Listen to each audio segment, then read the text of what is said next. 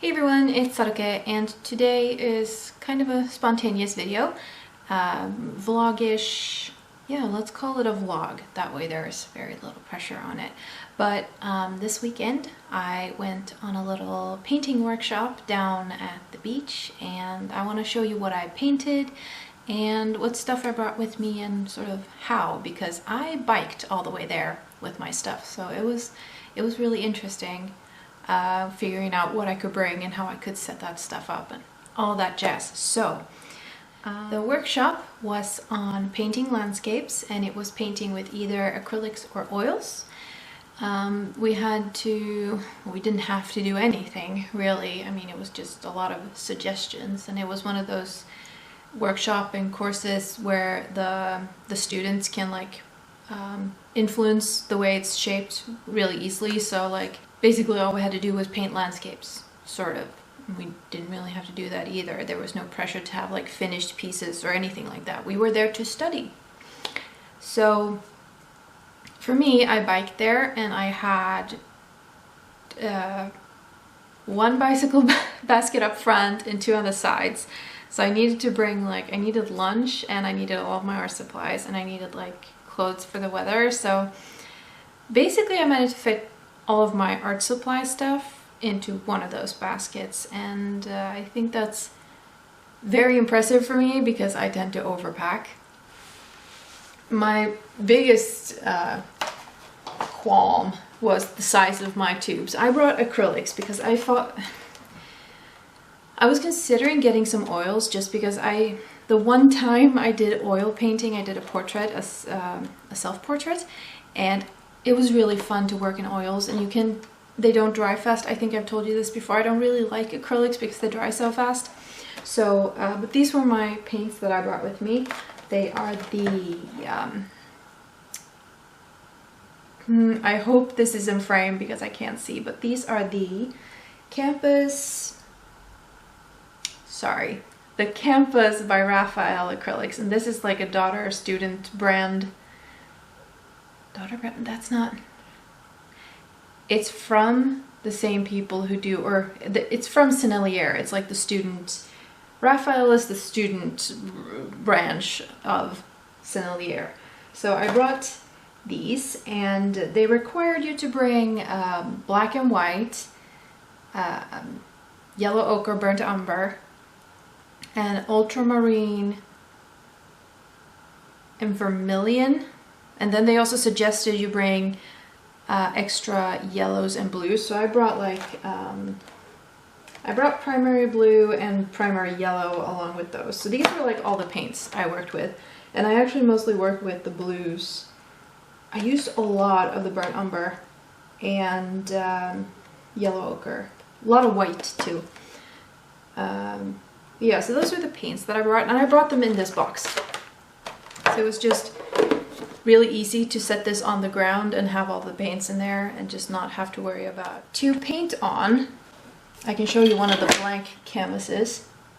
Yeah, this was, we were doing some color theory on the first day, but this was the size of the canvas I brought. It's, which one is it? It's a 22 by 16 centimeter canvas.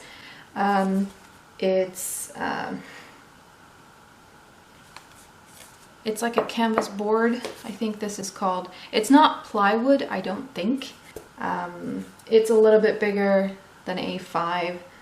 I've pre-grounded these with gesso, 2 layers of gesso, just to have some grip, and I really like that. I always find it really hard to cover these canvases, but the gesso really helped with getting the paint to stick, so recommend. And besides the paints, I brought some brushes. I brought these. Oh my god, what happened to you? You're all bent. Okay, never mind. These brushes is what I brought. These are 5 easel brushes, and then this is just a big brush. I don't really have any big hog brushes, so I went with this one. Mine are all synthetic. But I went with this one just to have something to do big stuff with. I don't think I ended up using it at all, but it was good to have. And then I had 3 flats in sizes 2, 8, and 12, and then I had 2 rounds in 12 and 8. So these were the ones I had with me. I think I used the 12 and the 8 the most, especially the first day. The second day I used the rounds a little bit more, but for the most part I only used these 2. So that was it for the brushes, and those I just put in a plastic bag and wrapped, and then I put that in my backpack to make sure they didn't get smushed. It was recommended that we bring some like charcoal for sketching. So I actually went and bought a charcoal holder because I hate the feeling of that stuff on my hands. I only used it the first day because the second day I actually forgot this pencil case that I was bringing that stuff in at home. So I sketched with this the first day, and I had the kneadable eraser with me as well, so I could just take up the most extreme dust that came off it. I did bring extra, I don't know why. I mean, it wasn't like I was gonna draw on a big canvas. So that was something else they recommended that you bring, and I used a little. As for water, I had, these are, do you know Honest Lemonade? But these are just two. I had 2 of these glass bottles with me, and in them I had my water. Now, on the neck here, because of my easel situation, I took one of my hair ties and did it twice around the neck so it would hold, and then I have this rubber band that I just tied around the neck of my easel stand thing, and then cap off and just dip my brushes in the water. It worked really well. The second day I was sitting down so I could just have it in my bag on the ground, and really worked out well. And I think I'm gonna show you the easel. Easel in quotation marks, because it's not actually an easel, it's my old tripod and an A5, wow, A3 clipboard. Hold on, I felt you click. I heard you click. No, you're still going. So, if none of you guys have seen my old tripod, it looks, what the heck? It looks like this. It is a Hama Star 700, and it is a great tripod because it has 3, like, for the legs. It can get really tall. When I was standing, I only pulled out like 2 stages because I didn't need more. It's really stable and it's really light, so it's easy to travel with. The neck swivels in like all the directions, and I also have this. So I would tie, like, the water bottle would go around here and just hang there. So I had my clipboard on top and then the bottle underneath. So on top of here, I put this thing. It's just an A3 clipboard. And on the back, I have my brother help me with this. He just found a piece of metal at work because he works in a workshop, and he drilled a perfect hole to fit on that tripod. So while it was on the tripod, I had it like this, and then I used these big, these big paper clips. So I had, let me mount them and then I'll show you. I was using this palette. I haven't cleaned it yet because I'm waiting for all the paint to dry so I can just scrape it up. You can see there's one. I'm pointing with my nose. That's how little hand I have left. But I used one of the cups to hold it in place. So this was my working area, and then I just put my canvas like that. And of course, if I was working lengthways, I just put them closer together so I could stand it up. And it worked really well. Like, I didn't really have a lot of time to like trial run this, and it worked really well. Actually, I'm missing one thing. Instead of paper, I brought a towel, because towels you can just let dry and then they're good to use again. But in the little clip that was attached to the clipboard, I put my towel like that. So this was sort of my working area, and it worked out really well. I mean, if I wanted to, I could have just taken it off and had it on my lap and continued. So I'm really happy with how this makeshift setup, because I'm not a plein air painter or anything like that. I rarely go outside to draw anything. So I didn't want to go buy a like traveler's easel, or yeah, like a traveler's easel. I'm sorry I'm so out of breath. It is really hot in here. I just wanted something quick. And this easel is actually inspired by Steve Mitchell on YouTube.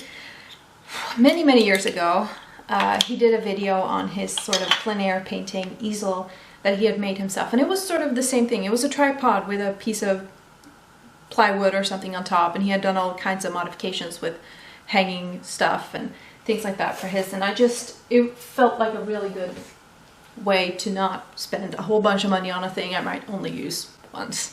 So I keep forgetting to breathe. So those were the things I brought with me. I don't think I've missed anything crucial for the painting portion. So that was all the stuff I brought to paint. We spent, gosh, how long did we spend? We were there 5 hours each day. So it was a really like good amount of time to sit and just work. So the first day, I was standing in the shade. I found a really good spot underneath a bunch of trees. And this, you clicked the result of the first day. I was standing underneath a bunch of trees and looking out over this. There were so many people out too, like so many people. This piece of beach is actually really long, so there were like people all the way over, but people don't exist in my landscape paintings, okay? So I just ignored them. And it was too much motion anyway. But yeah, so I was standing sort of up on a hill-ish place. And then it was like, it went down right here by the green, and then you had the beach and the ocean. There were a bunch of rocks, and because we were there so long, the tide sort of shifted. So my rocks were fairly small when I started, and then as I went on, I was like, oh wait, there's more rock showing now. Like this one out here didn't even exist when I started.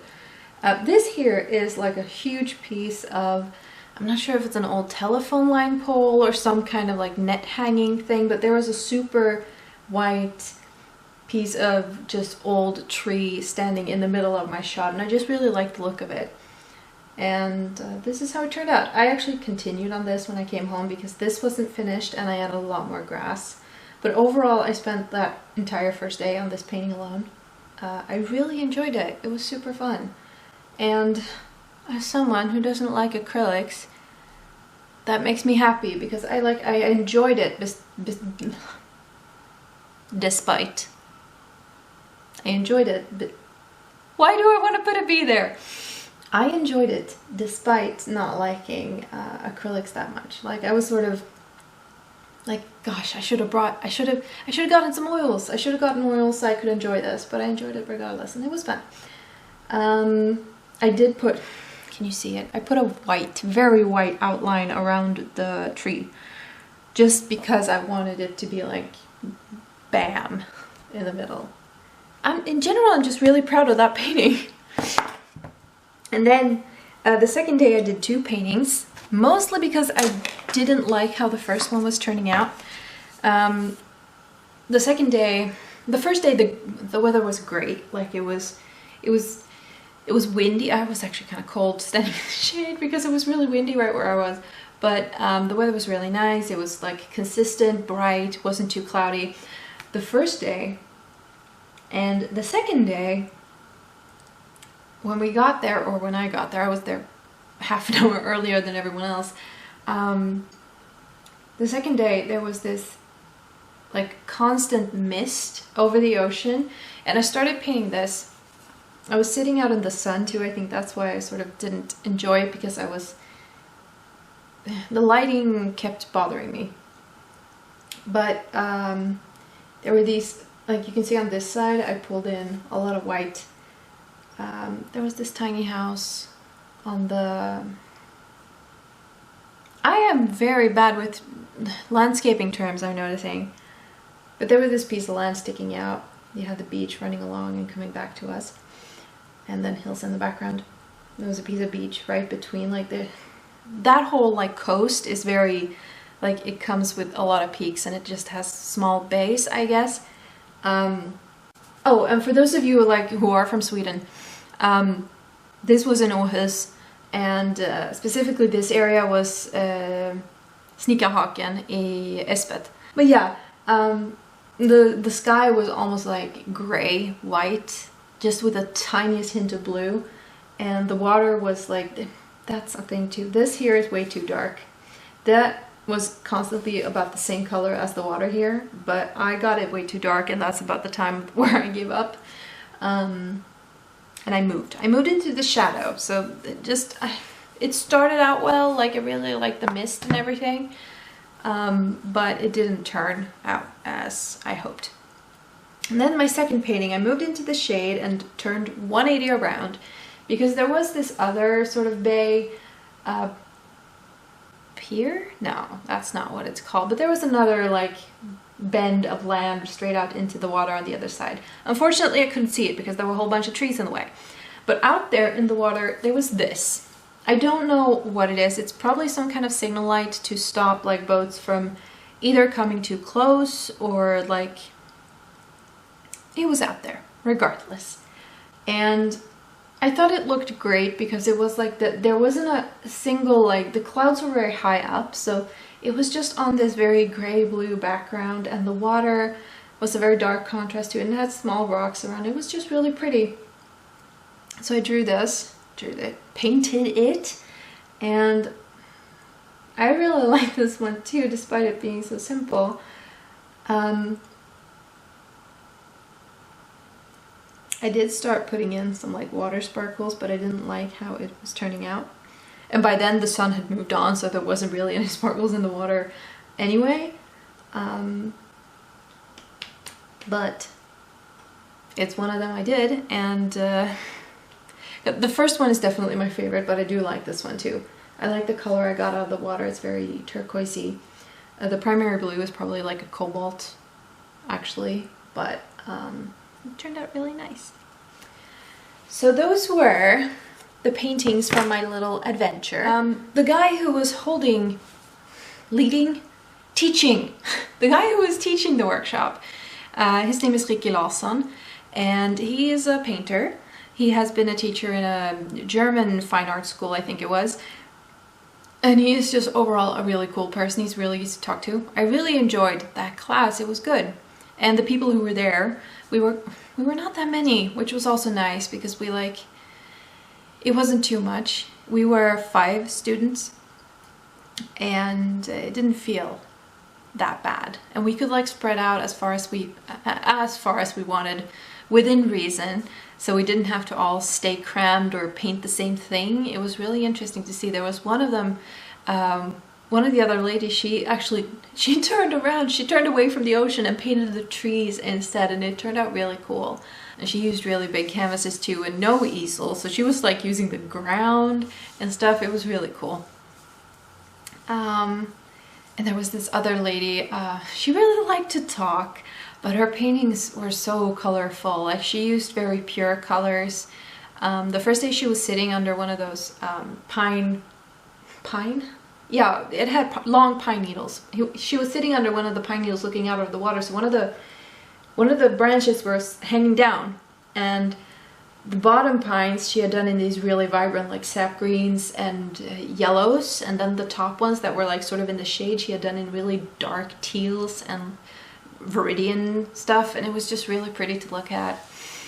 The water was also that intense turquoisey blue. It was really pretty. But yeah, I enjoyed the course. The teacher, he is holding a sort of a drawing course, classical drawing course, this autumn, and I really want to do it. Like, Jesus shit, I think it's not even that. I was expecting it to be expensive. Like, I don't know why. I mean, the painting courses I've taken through the place I took this course from have always felt a little bit on the expensive side. But this one, I was expecting it to be way more expensive than it was. And I'm probably going to enroll in that so I can take some more painting courses because I really enjoy it. Doing like, it's just really good because sometimes I feel like I get away from the fundamentals and the basics too much when I do my own thing, because I feel like I don't know what I'm doing. Like, I've been doing this for half my life and I've never really formally educated myself. Like, I know the basics, but I don't really implement them in a good way. I don't really think about it when I'm drawing normally. So it's just, I just really want to see. I really enjoy taking courses because it makes me think about what I'm doing already, and like, it helps me develop. Again, out of breath. Anyway, painting courses are good for you. If you have the opportunity to take one, do take one because it's fun. You get to meet people who are actually interested in painting, and even though you're maybe not interested in painting or drawing the same things, you still share the interest of art, and that's great. I always feel very inferior to my other painting course, to other like people going to the painting course, because like, oh, but the art by this person and this reminds me of this person's art and this, and I'm like, I know artists from YouTube and Instagram. Those are the people. Like, like I can tell what is a Da Vinci and what is a Monet and possibly, well, a Van Gogh, but don't ask me to identify like Salvador Dali or something because I'm not that good. But yeah, so yeah, it's just, painting's fun. You get to meet people who enjoy the stuff you do, and it's great. Anyway, I've talked for way too long. I'm out of breath, I'm really sweaty, and I want to drink my coffee. So I'll see you guys in my next video. I was gonna say, hopefully there will be some art in the next one, but there was art in this one. I painted it all weekend. I painted for 10 hours this weekend. So no shame that I didn't do it on camera. Thank you so much for watching. If you want to see more videos like this, subscribe, and I hope to see you guys soon again. Until next time, keep on scribbling, friends. Bye!